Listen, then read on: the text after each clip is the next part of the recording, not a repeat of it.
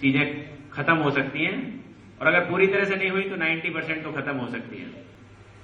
तो मैं चाहता हूं कि इसको जो मैं बताने जा रहा हूं इसको अपने जीवन में अपनाइए और एक इतिहास लिखिए लॉयनिज्म में कि हमारे डिस्ट्रिक्ट में कोई लाइन मेंबर ऐसा नहीं जिनके यहां इस तरह की चीजें पाई जाती हों। तो मैं बताना चाहता हूं कि हमारे घरों में सभी के घर में बहुत सारी, ये आपको पता है ना कि हर चीज जो है वो एक एनर्जी देती है, चाहे वो कोई भी सामान हो या कपड़े हो या कोई भी चीज हो, उसमें से एक एनर्जी निकलती है। और एनर्जी दो तरह की होती है, पॉजिटिव और नेगेटिव। तो हम क्या करते हैं साहब कि हम बहुत सारी चीजें घरों में ऐसी रखते हैं कि जहां पे जो नेगेटिव एनर्जी दे रही होती है, लेकिन हमें पता ही नहीं होता कि ये नेगेटिव एनर्जी दे रही है, जिस वजह से हमें ये छोटी मोटी बीमारियां आती हैं। आजकल हमारे कारपेंटर भी बड़े अच्छे हो गए, बहुत जबरदस्त। वो क्या करते थे, ये पहले डबल बेड होते थे घर में जिसमें नीचे खाली होता था, आप लोग सफाई भी सब लोग घर में आसानी से हो जाती थी। अभी उन्होंने उसमें बॉक्स बनाना शुरू कर दिया और उसमें हम वो सामान रखते हैं जो 5 सालों में हमने इस्तेमाल नहीं किया, और उसमें से जो एनर्जी, नेगेटिव एनर्जी निकल रही होती है, उसके ऊपर हम सो रहे होते हैं।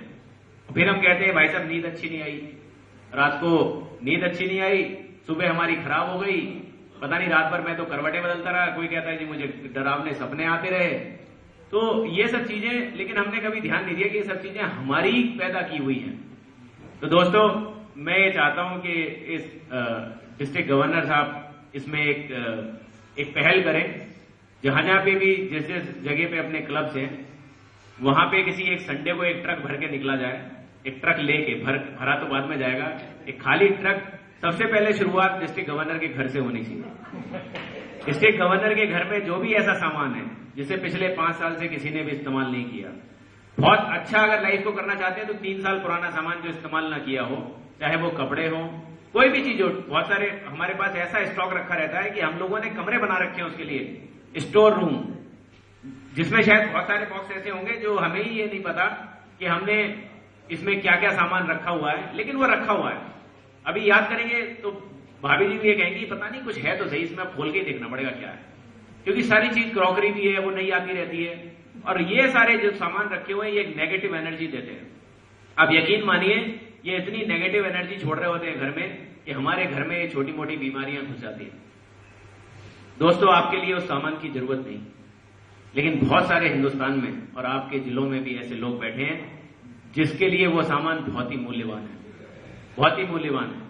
तो इन सामान को अपने घर से निकालें, जितनी भी नेगेटिव एनर्जी है उसको घर से निकाल के बाहर कर दें, और उन लोगों को जिनके लिए ये पॉजिटिव एनर्जी साबित हो सकता है, अपने डिस्ट्रिक्ट गवर्नर का हाथ में हाथ बढ़ाएं और उन लोगों तक पहुंचाएं जिनको ये पॉजिटिव एनर्जी की तरह काम करे। आपका जीवन सफल हो जाएगा, यकीन मानिए दोस्तों, क्योंकि हम आसानी से किसी की बात मानते नहीं है, लेकिन लोगों ने बाबा रामदेव को बहुत माना। डॉक्टर सारे कहते हैं कि हम लोग कह के मर गए लोगों से कि अरे भाई सुबह वॉक किया करो, थोड़ी शुगर कम हो जाएगी, थोड़ा ठीक हो जाएगा, अलोम वलोम किया करो, अलोम विलोम, लेकिन नहीं माने। बोले बाबा रामदेव ने क्या कहना शुरू किया, सबने मानना शुरू कर दिया। तो कई बार ऐसा होता है कि किसी का कहना हमारे दिमाग में अंकित हो जाता है और हम मान लेते हैं इन चीजों को। कोशिश करिएगा, हालांकि ये ऐसा काम है जैसे अपने से बीवी को जुदा करना या बीवी का पति को जुदा करना।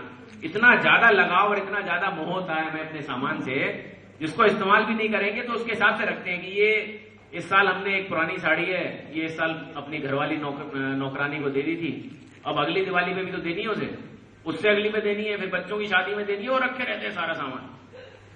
तो सारी नेगेटिव एनर्जी को फेंक दीजिए, क्योंकि भगवान भी तभी आपको बहुत कुछ देगा जब उसे निकाल दोगे, नहीं तो नहीं तो वो भी नहीं देगा। हो गया पहले से इतना भर रखा है इसने, अब क्या दूं और बार बार।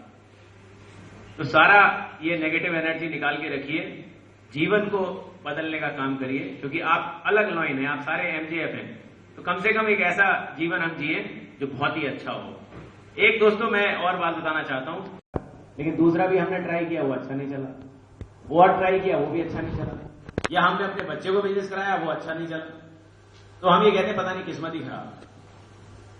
कभी हम ये नहीं सोचते कि ये बिजनेस या लाइफ में कोई भी साल, जैसे कहते हैं साहब ये गवर्नर का साल बहुत अच्छा नहीं गया, या पता नहीं गवर्नर आने वाला है तो क्या करेगा, या मैं प्रेसिडेंट बनने वाला हूं तो मैं कैसा करूंगा, पिछले प्रेसिडेंट ने ऐसा किया, या अगर हम क्लबों की हिस्ट्री हमारी 20 साल या 15 साल पुरानी है तो हम याद रखते हैं कि किसी प्रेसिडेंट ने तो बहुत अच्छा क्लब चलाया था, लेकिन किसी ने नहीं। तो दोस्तों ये क्यों होता है? सफलता कैसे आती है? इन जनरल मैं बताना चाहता हूं कि सफलता के लिए एक बार एक व्यक्ति एक महात्मा जी के पास गया और उनसे उसने पूछा कि ये बताइए महात्मा जी कि कई मैंने काम किए लेकिन मैं किसी भी चीज में सफल नहीं हो सका, तो मैं ऐसा क्या करूं कि मैं अपने जीवन को सफल कर दूं, जो भी काम करूं उसमें सफल हो जाऊं। महात्मा जी ने कहा ये इतना मुश्किल सवाल है, तुम 1 मिनट में ही जानना चाहते हो, ये तो बड़ा मुश्किल है। बोले इसके लिए थोड़ी तपस्या करनी पड़ेगी, कुछ काम करो तब बता देंगे। बोले नहीं साहब अब मैं जाऊंगा ही नहीं, जब जाऊंगा जब आप बता दो। उन्होंने कहा अच्छा कल आओ, तुम कल सुबह आओ तब सुबह बताएंगे। तो अगले दिन सुबह 6 बजे ही पहुंच गया। उसने कहीं ऐसा ना हो कहीं चले जाए स्वामी जी और मुझे बता ना पाए। तो पहुंच गए तो वो नहाने जा रहे थे, नदी में नहाने जा रहे थे। तो उसने कहा साहब मैं आ गया हूं, मुझे बताइए सफलता का राज। तो उन्होंने कहा चलो पहले नहा के आते हैं, तुम मेरे साथ ही चलो। तो उसको साथ में ले गए और दोस्तों उन्होंने कहा कि तुम भी मेरे साथ नहाने आ जाओ। जब वो नहाने लगे अंदर नदी में जाकर थोड़ा गहरे में चले गए, स्वामी जी थोड़े तगड़े थे, जब पानी करीब करीब गर्दन से ऊपर आने लगा तो वहां पर उन्होंने उस भक्त को अपने पकड़ लिया, जोर से पकड़ लिया और पानी में डुबा दिया।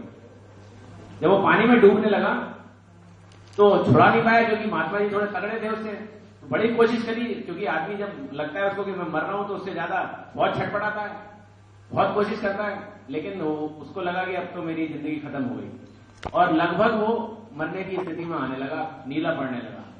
तो महात्मा जी ने उसको बाहर निकाल लिया। जैसे ही उसको बाहर निकाला उसको तो बस वो सांसें उस समय बता दी, जो सांस नहीं मिल रही तो बाहर आके ऑक्सीजन मिल गई, सांस मिलने लगी, बहुत तेज तेज सांसें लेने लगा। और जैसे ही उसकी सांस थोड़ी ठीक हुई उसने महात्मा जी को बोलना शुरू कर दिया कि अब क्या था, मैंने क्या पूछने आ गया, ऐसी क्या गलती कर दी कि तू तो मुझे मार ही डालता। महात्मा जी ने शांत रहो, पहले सांस वांस ले लो, बाहर आ जाओ फिर बात करेंगे। और उसे खींच के बाहर ले आए।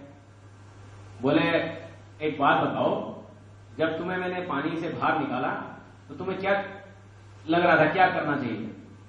बोले जी क्या करना चाहिए, मुझे तो ये लग रहा था किसी तरह मैं सांस ले लूं और बाहर आती, मैं तो सांस ले रहा था।